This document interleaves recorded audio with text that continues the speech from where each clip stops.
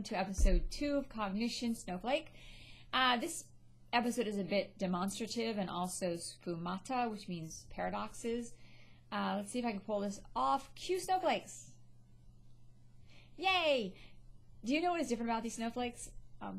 They're not real. I made them. Yeah, okay, you knew that. They are digitally created and in essence probably the same. A bunch of white pixels and snowflakes. Okay, good, because I don't like snow. Yeah, sorry. Then this is not about snow. It's actually about the term snowflakes. First off, to be real snowflakes, it has to exhibit six-fold symmetry, like snow comes from the sky.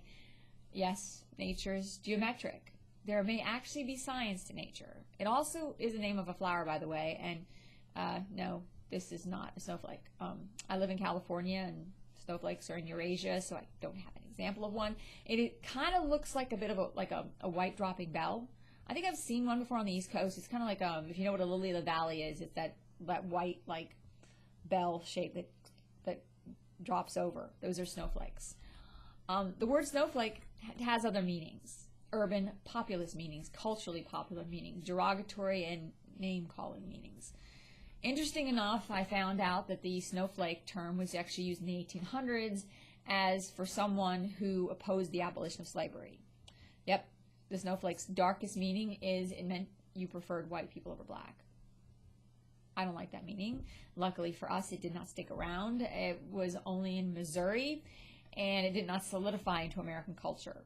According to Merriam-Webster and several urban dictionaries, though, as many of you may know, thanks to the 2016 election, snowflake now has the meaning of someone overly sensitive and fragile. It's a put-down from the political right onto the political left. I would say it kind of has sexist overtones since the left wanted a woman president. Soft.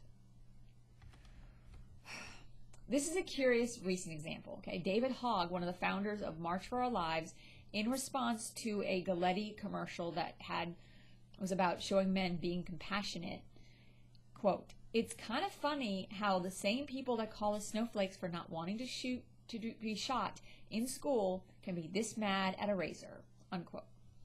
I have also seen people on the left use the word snowflake to refer to members of the right as deplorable snowflakes. So it's not a word that's being, there's paradoxes. Both sides are using this term to throw at the other. It's also been used as a non-political put-down.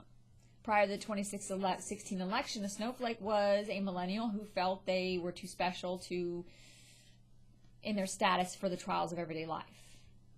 As it said in the film Fight Club, and I'm going to try to do this in a male voice, "Listen up, maggots. You are not special. You are not the beautiful or unique snowflake. You are the same decaying organic matter as everything else. We are all singing, all dancing crap of the world. We are all part of the same compost heap." I haven't seen the movie in a long time, and that probably just sucked because I don't do male voices very well.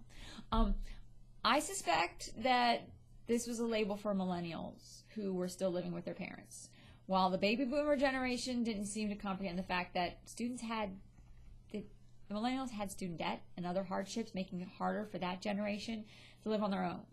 While the millennials were also conditioned to be a bit antisocial due to the growing online culture and an economy that allowed for work from a computer or phone versus a typical office scenario.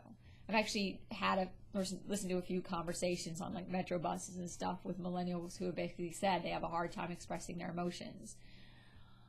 For example, and I was at home training to do editing and building my own websites and traversing California to create content for said websites in the hope of effectively creating my own business, where I had the flexibility to do what I wanted while being trolled by someone who seemed to think I needed to be in job and office or was being lazy and not working. I wasn't living in the real world. I wasn't living in their world. I wasn't living in a 1950s perspective of what a job is supposed to be. One could say it was a word thrown at millennials out of fear of change. My parents' generation don't get the idea that you can have a job where you work from your home. You can have your own home office. You can do things. People are making apps and they're doing all kinds of crazy things. And they're like, no, that's not work. That's playing. That's having fun. That's not real hard labor. Apparently, Merriam-Webster wonders if the meaning from the 2016 election will stick around, or it will become a cultural anomaly like it was used in prior for abolition and slavery. I say, who cares? Who cares? I say let's embrace it. Turn it around. Author Chuck Palahniuk, I have to look that, wait a minute, Palahniuk, to write it down because I can't say it right, made it a negative term in Fight Club. But I say let's accept it for what it is. A term that means unique and sensitive. But leave out the weakness. Leave that out. Okay, no weakness. Urban definitions also give the term the meaning as a conceited college student who cannot handle critical thinking. So that meaning can go either left or right. It could include the right-leaning GOP jock who just doesn't get it. In fact, now the term can and has been used to put down anyone for any reason. It's not just a liberal thinking, but anyone who is sensitive and offended by an opposing view.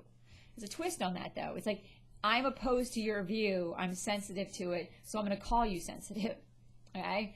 Anyone who acts like they have the right to have a voice and express it and gets offended, they can use it to criticize.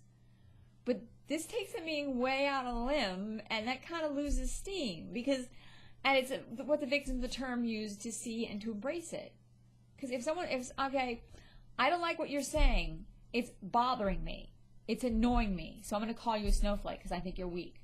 And then I'm like, well, wait, aren't you being weak by even attacking me? Think about that.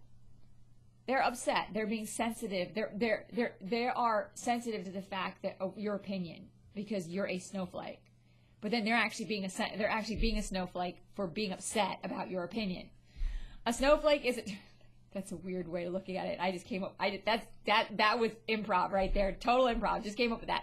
A snowflake is a term, in my view, used by people who are actually offended by sensitive people. They cannot deal with their emotions. They don't know how to deal with these people who are actually expressing themselves and expressing their feelings. They can't deal with this thing that they see as a weakness because they see it as a weakness in themselves. And it isn't a weakness. I mean, they're the brute ape in the jungle slamming their fist in their chest saying, I'm me, not snowflake. Okay, I had someone attack me online recently and they called me weak. It reminded me of a scene from the TV show High Castle, and also of some things that Hitler did in the past, which the show is High Castle is, I believe that's what it's called. I call it High Castle, is about a world where Hitler wins World War II. The scene is one of the lead actors is driving a truck and it's stopped by the local authorities. I think it actually broke down. And as he and the local police officer are talking, snow starts to fall. The cop explains that the snow is from the local hospital, where they've been cremating the old and the weak. And this is where it kind of gets a little, ugh. That's what Hitler did. He cremated those not good enough for his regime. He took the old, the mentally ill, the Jews, the blacks, the gypsies, the gays, and he made snow. To stand up and say, I'm different. I am unique. I am an individual. I am not a slave. I am not your property. I'm not less than you are. I am snow. I'm snow. Because I'm too good for your abuse. I'm too good for your bullying. I'm a snowflake. And I know my worth. You will not make me snow, as what Hitler did. You will not make me be an ape, like the one pounding my chest, fear of new thoughts and ideas. You will not make me a coward to being my own person. It takes strength to feel. It does. It takes strength to not be afraid, to show you care. And that's just it. These people calling me weak, the only thing they know how to care about is themselves, and it freaks them out that somebody might actually give a damn. Call me a snowflake, and I'll see you for you truly are. As I judge how you use that term, just like you judge me for being human. and for giving a damn. I'm a snowflake.